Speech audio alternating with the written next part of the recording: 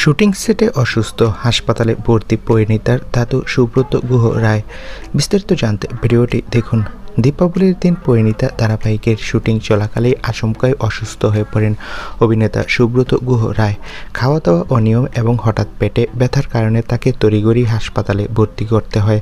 হাসপাতাল থেকে সংবাদ মাধ্যমকে জানিয়েছে, আমার পরিবারের অনেকেই চিকিৎসক, মাঝে মাঝে এই ধরনের সমস্যা হয়। প্রথমে ভেবেছিলাম খাওয়া দাওয়ার অনিয়মের কারণে ব্যথা, পরে চিকিৎসক ভগ্নিপতির পরামর্শে ইনজেকশন নেওয়া হয়, হাসপাতালেও ভর্তি হতে হয়। সিটি স্ক্যান এবং অন্যান্য পরীক্ষা নিরীক্ষার পর আপাতত কিছু ধরা পড়েনি। হাসপাতালে তরল খাবার এবং স্যালাইন চলছে। সুব্রতবাবু জানিয়েছে, দুদিন শুটিং থেকে বিরতি নিতে হবে।